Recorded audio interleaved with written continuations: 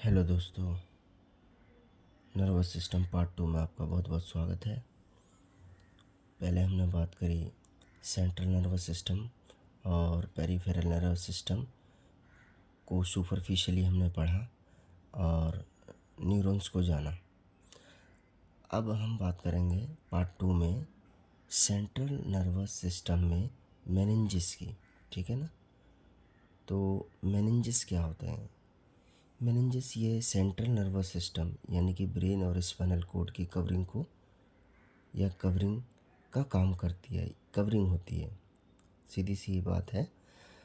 जो मेनिंजेस है वो सेंट्रल नर्वस सिस्टम जैसे मैंने पार्ट 1 में बताया था। अगर CNS की बात आए तो ब्रेन और स्पाइनल कॉर्ड, ठीक है, ब्रेन और स्पाइनल कॉर्ड आ जाएगा। उसमें जो ब्रेन और स्पाइनल कॉर्ड की जो कवरिंग है उसको हम मेनिंजेस कहते हैं। अब मेनिंजेस जो है वो 3 लेयर में बटा होता है, 3 लेयर से मिलकर बना होता है। तो पहला क्या है? ड्यूरा मैटर, एर्कनोइड मैटर और पाया मैटर, ये 3 लेयर से बना होता है। तो ड्यूरा मैटर जो होता है वो आउटर मोस्ट लेयर होती है यानी कि बाहर की लेयर होती है, और एर्कनोइड होती है जो मिडिल लेयर होती है, और पाया मैटर जो होती है वो इनर मोस्ट लेयर होती है। ये हाईली वेस्कुलर लेयर होती है यानी कि पाया मैटर जो होती है बिल्कुल सॉफ्ट और वेस्कुलर लेयर होती है। ठीक है। अब हम बात करेंगे एर्कनोइड और पाया मैटर के बीच में एक स्पेस होता है जिसको सर्व एर्कनोइड बोलते हैं। जैसे मैंने नीचे लिखा है, subarachnoid space, space between arachnoid mater and pia mater, है ना। तो एर्कनोइड मैटर और पाया मैटर के बीच में एक और स्पेस होता है जिसको बोलते हैं हम सर्व एर्कनोइड मैटर। ये हमें जानना इसलिए ज़रूरी है कि बहुत महत्वपूर्ण है। जैसे इसी में जो होता है ना, CSF फ्लूइड भरा रहता है। एर्कनोइड और पाया मैटर के बीच में जो सर्व एर्कनोइड स्पेस है उसमें क्या है, CSF फ्लूइड भरा रहता है जिसको हम क्या बोलते हैं, सेरेब्रो स्पाइनल फ्लूइड। ठीक है। अब जो है इसके बारे में बात करते हैं। यह क्लियर, ट्रांसपेरेंट एवं कलरलेस फ्लूइड होता है, जो कि इसका कोई कलर नहीं होता है, ये एकदम कलरलेस होता है। ब्रेन की वेंट्रिकुलर, ठीक है, ब्रेन के ventricular spinal cord and brain के चारों ओर, ब्रेन के चारों ओर स्पाइनल के सेंट्रल कैनाल में पाया जाता है। समझे? वेंट्रिकुलस स्पाइनल कॉर्ड ब्रेन के चारों ओर स्पाइनल के सेंट्रल कैनाल में पाया जाता है। ठीक है। CSF ये सिक्रेटेड कहाँ से होता है? अब मन में तो क्वेश्चन भी आता है, भाई ये आ कहाँ से रहा है? तो ये कोरोइड फ्लेक्सिस से जो है ना इसकी उत्पत्ति होती है यानी कि बनता है, वहाँ पे इसका जो है सिक्रेटेड होता है। उसके बाद CSF फ्लूइड। अब हम CSF फ्लूइड के बारे में बात करेंगे। CSF फ्लूइड जो है, अब हम CSF फ्लूइड के बारे में बात करेंगे। तो CSF फ्लूइड जो है इसकी जो है 0.5 जो वॉल्यूम होती है 0.5 ml पर मिनट होती है, और एवरेज जो होती है वो होती है 500 से 720। अगर आपसे एवरेज पूछता है तो आप 500 से 720 की एवरेज बताते हैं, और अगर इससे अगर पूछता है कि इसकी वॉल्यूम, एग्जिट वॉल्यूम बताएं, तो 720 ml जो है इसकी पर मिनट होती है।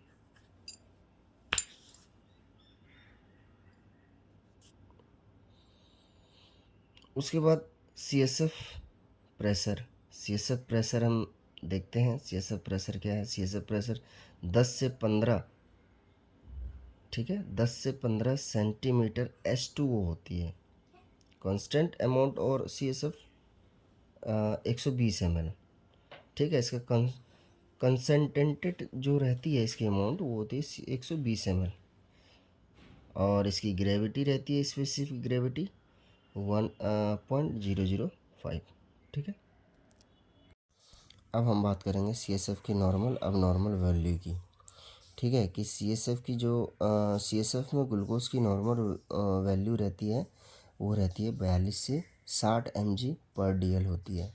अगर इसमें ग्लूकोज की कमी हुई तो बैक्टीरियल इन्फेक्शन को कॉज करता है या बैक्टीरियल इन्फेक्शन शो करता है। ठीक है ना। अगर बैक्टीरियल इन्फेक्शन शो करेगा क्या, अगर जो ग्लूकोज की मात्रा है 42 mg/dl से कम होती है। ठीक है। और ग्लूकोज का लेवल अगर ज़्यादा हो गया, जब CSF अगर हम जब उसको मेज़रमेंट करते हैं CSF के वॉल्यूम में, तो ग्लूकोज देखते हैं अगर 60 mg/dl से अगर ज़्यादा हो गया तो डायबिटीज़ मेलाइटस इंडिकेट करता है। ठीक है। उसके बाद CSF का ऑब्जर्वेशन कहाँ होता है। CSF देखिए बनता है, अब बनता है तो उसका ऑब्जर्व भी होना चाहिए, नहीं तो बॉडी में तो बहुत सारा हो जाएगा। तो CSF ऑब्जर्वेशन जो होता है एर्कोनॉइड विलाई द्वारा होता है। ठीक है, ये ऑब्जर्व हो जाता है। और CSF का कलेक्शन जो है मोस्टली लंबर पंक्चर द्वारा क्या करते हैं हम, लंबर पंक्चर उसको कहते हैं। जैसे स्पाइन है ना, स्पाइन, तो स्पाइन के बीच में जैसे अगर अडल्ट है तो 3 यानी कि L3 L4 के बीच में जो है ना एक वहाँ पे लंबर पंचर करते हैं और वहाँ से जो है स्पाइनल फ्लूइड को निकालते हैं। बच्चे में कहाँ करते हैं, L4 L5 में करते हैं, याद रखिएगा। सिर्फ एक लंबर जो है एल स्पाइन के अंतर है चाइल्ड और अडल्ट में, L3 L4 L5 में। ठीक है। अब हम बात करेंगे ब्रेन के बारे में। ठीक है। तो ब्रेन में जो वेट ब्रेन का है वो है 1300 से 1400 ग्राम। ठीक है। 14, अगर कोई नॉर्मल वैसे 1400 ग्राम होता है, लेकिन ये एवरेज मैंने बताया आपको 1300 से 1400 ग्राम, कहीं कहीं हर किताब में अलग अलग है, लेकिन नॉर्मली आपको याद रखना है 1400 ग्राम। ठीक है। तो ब्रेन में जो 100 बिलियन न्यूरॉन्स होते हैं, याद रखिएगा, ब्रेन में 100 बिलियंस न्यूरॉन्स होते हैं एवं 10 से 15 ट्रिलियन न्यूरोग्लिया पाई जाती है। क्यों न्यूरोग्लिया सबसे ज़्यादा, इसीलिए उससे 10 से 15 गुना ज़्यादा इसलिए पाई जाती है, जैसे मैंने पार्ट 1 में भी बताया था, क्योंकि ये सिमिलर होती है और स्मॉल होती है। न्यूरॉन से न्यूरोग्लिया स्मॉल होती है। अब देखते हैं पार्ट ऑफ ब्रेन के 3 पार्ट होते हैं, जैसे फोर ब्रेन, मिड ब्रेन और हैंड ब्रेन। ठीक है। तो हम सबसे पहले जो बात करेंगे, हम फोर ब्रेन के बारे में बात करेंगे। तो फोर ब्रेन क्या है, फोर ब्रेन में पहले क्या आता है, सेरेब्रम। सेरेब्रम क्या होता है, सेरेब्रम ये ब्रेन का लार्जेस्ट पार्ट होता है, याद रखिएगा। जो फोर ब्रेन में सेरेब्रम ये ब्रेन का लार्जेस्ट पार्ट है। तो ब्रेन सेरेब्रम ये दो सेरेब्रल और हेमिस्फेयर्स से बना होता है। ठीक है। हेमिस्फेयर्स जो आपस में कॉर्पस कॉलोजम्स के द्वारा जुड़े होते हैं, यानी कि ये याद रखिए, सेरेब्रम जो होता है वो सेरेब्रल हेमिस्फेयर से बना होता है। अब हेमिस्फेयर क्या होता है, ये जो कॉर्पस ल्यूटम जो है वो कॉर्पस कॉलिज्म के द्वारा जुड़े होते हैं। इनमें एक जोड़ होता है, एक जॉइंट होता है जो कॉर्पस, उसको हम बोलते हैं कॉर्पस कॉलिज्म। ठीक है। और बना किससे होता है, सेरेब्रम हेमिस्फेयर्स से बना होता है। ठीक है।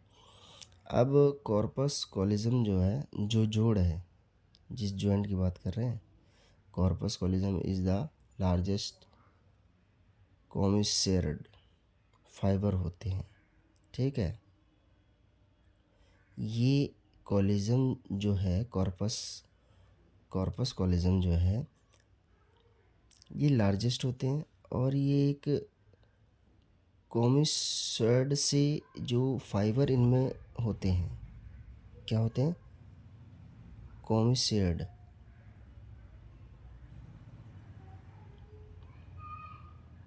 प्रत्येक सेरेब्रम में हेमिस्फेयर 4 लोब में बटे होते हैं। जितने भी हेमिस्फेयर्स होते हैं सेरेब्रम में, उसमें 4 पार्ट होते हैं।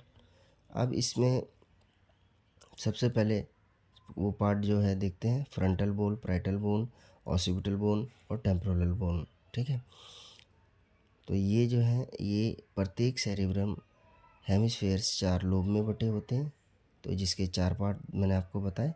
अब इनको जो है एक एक करके हम डिफाइन करेंगे, ठीक है। अब इन सबको जो है एक एक बार डिफाइन करते हैं, तो वो पार्ट 3 में आएगा। तो हम पार्ट 3 में जो है इन चारों को, फ्रंटल बोन, ठीक है, पैराइटल बोन के लोब के बारे में बात करेंगे, ठीक है। Thank you.